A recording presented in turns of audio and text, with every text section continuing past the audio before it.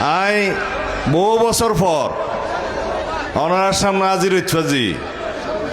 আল্লাহ এই সুযোগ দিয়ে আল্লাহ দরবারে শুকরিয়া আদায় করিস।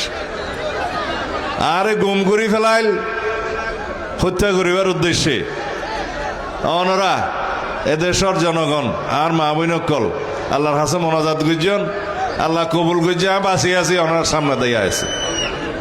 দুলাজারা আর অত্যন্ত প্রিয় জায়গা। আয় দুলাজার আইলে প্রায় সময় হইতাম দিয়ান আর দ্বিতীয় জন্মস্থান। এটা ফোন দি এই মাটিয়ানোর দুলাজারা স্কুলের মাঠ খাওয়া দে অনেক ইয়ানোর তুন রাতিও পড়ছে। অনেক খেলোয়াড় এতুন যায়।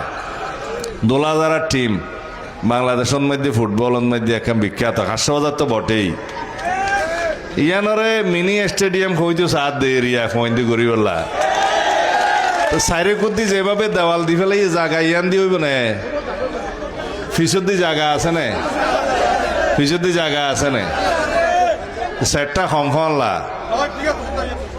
আচ্ছা যদি লাম্বাদ মধ্যে থাকে সেটটার মধ্যে থাকে কারণ রাস্তা এইবার তো চলেই নইব আল্লাহ দিলে রাস্তার মধ্যে বহু জায়গা যাইবই। ইয়ার বাদে ফিসদি জায়গা দিলে ইয়ানোর একখান স্টেডিয়াম নিজের দায়িত্বে দিবেন।